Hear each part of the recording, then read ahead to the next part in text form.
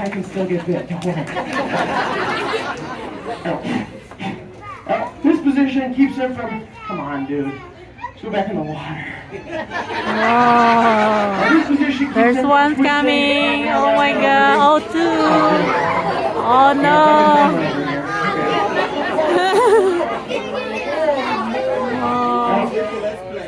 Tail, stay over there. Now, this position does keep him from twisting and rolling out from under me. This is likely the first thing he is going to do in an attempt to free himself. This alligator does start to twist and roll. It's really not good for me. Really only takes him a second to throw me off his back. Then you guys might be watching me and this alligator information about There's another one. You know what happens? That is why I do bring the head up into this Hey, position. watch that. This does not hurt the What's alligator. that? It does just restrict his movement a lot. Oh. It is a lot safer for me. Good.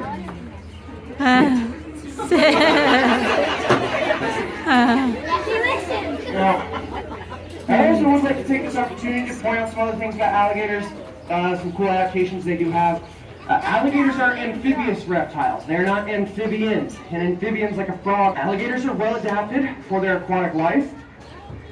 Their eyes are elevated to the very top of their skull. This is a very helpful adaptation for hunting, as it does allow them to be completely submerged underwater with just their eyes above the surface. It is, however, at the same time going to put those eyes in a pretty vulnerable position. So, alligator eyes are actually retractable. They lie closed, flat against their skull. They're then protected by this thick, bony ridge. If you're watching an alligator open his eyes, you may notice that they do appear to be. Uh-oh. It's coming. Danger.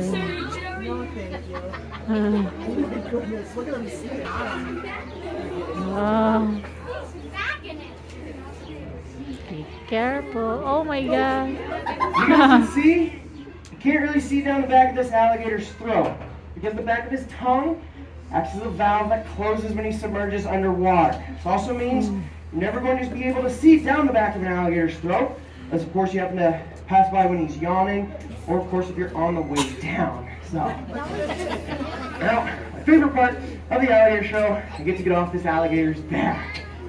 Pretty simple process. I am just going to look behind me, make sure I have a clear escape route, cover this alligator's eye, make sure he thinks he's good and dead, and just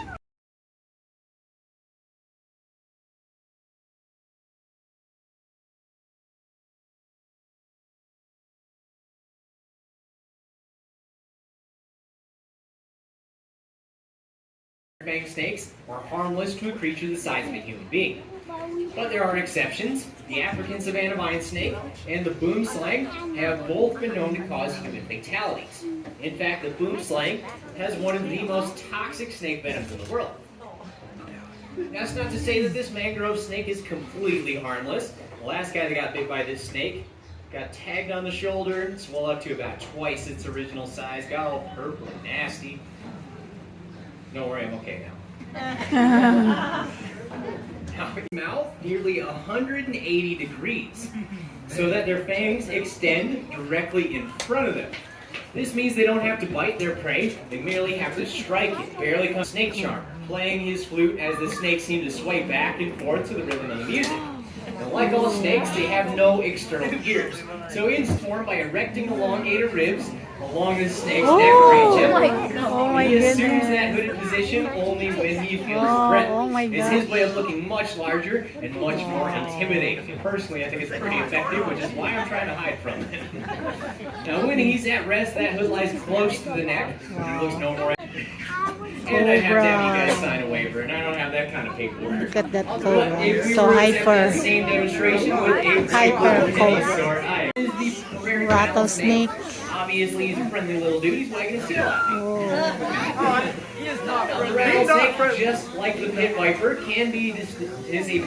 just like the cottonmouth, he is a pit viper. The rattlesnake can be distinguished by that unique tail appendage.